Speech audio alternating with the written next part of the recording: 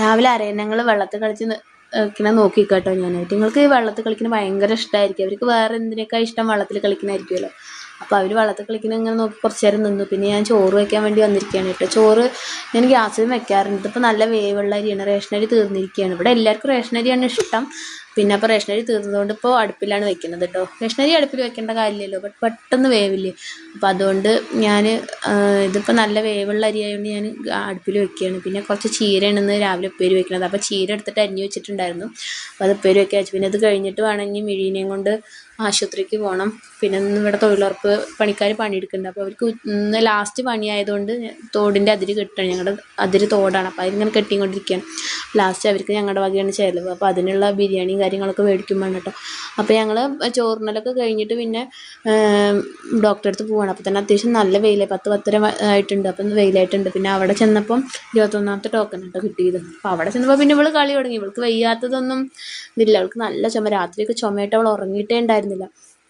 അവൾ അവിടെ ഇരുന്നിട്ട് കളിച്ചുകൊണ്ടിരിക്കുക. അപ്പോൾ മുപ്പത്തിയേറെ വിചാരം ഞാൻ വീഡിയോ എടുക്കുകയാണ് എന്നല്ല. അപ്പോൾ ഞാൻ വീഡിയോ എടുക്കുന്നുണ്ടപ്പോൾ ഇവൾ അവിടെ ഇരുന്നിട്ട് ഓരോ ആക്ഷൻ ഇങ്ങനെ കാണിച്ചുകൊണ്ടിരിക്കുകയാണ്.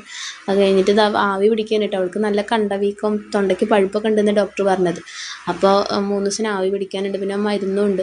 അപ്പോൾ ഇങ്ങനെ ആവി പിടിക്കണ കാണുമ്പോൾ നമുക്ക് പാവം തോന്നും കേട്ടോ. പക്ഷെ അവൾക്ക് ഇഷ്ടമാണ്. അവൾ അത് എന്തോ ഒരു രസത്തിലാണ് ഇങ്ങനെ ചെയ്തുകൊണ്ടിരിക്കുന്നത്. കാരണം ആദ്യമൊക്കെ അവൾ നന്നായിട്ട് കരയായിരുന്നു. ഇപ്പോൾ അവൾക്ക് കുഴപ്പമില്ല. അവൾ ഞാൻ തന്നെ പിടിച്ചോളാം അമ്മയെന്നൊക്കെ പറയുകയാണ്. പിന്നെ അത് കഴിഞ്ഞിട്ട് അച്ഛൻ തന്നെ ചെരുപ്പിട്ട് തന്നാൽ മതി എന്നൊക്കെ പറഞ്ഞ് കൊഞ്ചും കൊണ്ടിരിക്കുകയാണ് അവിടെ. അപ്പോൾ പിന്നെ അവൾ അച്ഛൻ ചെരുപ്പൊക്കെ ഇട്ട് തരികയാണ്. ഇത് പിന്നെ ആശുപത്രിയുടെ തൊട്ടന്നെയുള്ളൊരു വീടാണ് കേട്ടോ. ഇങ്ങനത്തെ വീടുകൾ ഇപ്പോൾ അധികം ഇല്ലല്ലോ. ഇത് പഴയ മോഡലുള്ള വീടാണ്. അപ്പോൾ അത് കണ്ടപ്പോൾ ജസ്റ്റ് എടുത്തതാണ് കേട്ടോ. പിന്നെ ഞങ്ങൾ തിരിച്ച് പോകുമ്പോൾ ഒരു കടയിൽ ചിക്കൻ മേടിക്കാൻ കരുതാണ്. അപ്പോൾ അവിടെ ഒരു അക്വേറിയത്തിൽ ഇങ്ങനെ ഇത് വെച്ചത് കണ്ടതാണ്. ഞങ്ങൾ പിന്നെ അവിടെ നിന്ന് മേടിച്ചില്ല. പിന്നെ അത് ഞങ്ങൾ ബിരിയാണി മേടിക്കാൻ വേണ്ടി ഒരു ഹോട്ടലിലേക്ക് പോയതാട്ടോ. അപ്പോൾ അവിടെ ചെന്നപ്പോൾ അതൊരു പഴയ ഹോട്ടലാണ്. അപ്പോൾ അവിടെ ഇങ്ങനെ പഴയ ന്യൂസ് പേപ്പറും പിന്നെ ചായ വയ്ക്കുന്ന സംഭവങ്ങളൊക്കെ എടുത്തതാണ് കേട്ടോ.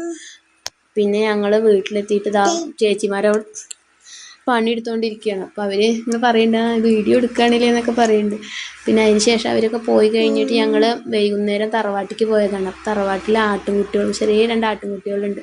അപ്പോൾ അവറ്റങ്ങളെ പിടിച്ചിട്ട് ഏട്ടൻ്റെ കുട്ടികളിങ്ങനെ നിൽക്കുകയാണ്. അപ്പോൾ അതിനെ കുറച്ച് നേരം കളിപ്പിച്ചു. പിന്നെ എന്നിട്ട് ഇങ്ങനെ ആ കോഴി അടരിക്കുന്നുണ്ട്. നമ്മൾ അവിടെ ചെന്ന് കഴിഞ്ഞാൽ ആട് കോഴി എല്ലാം ഉണ്ട്. അപ്പോൾ അവിടേക്ക് ഒന്ന് പോയി നോക്കും.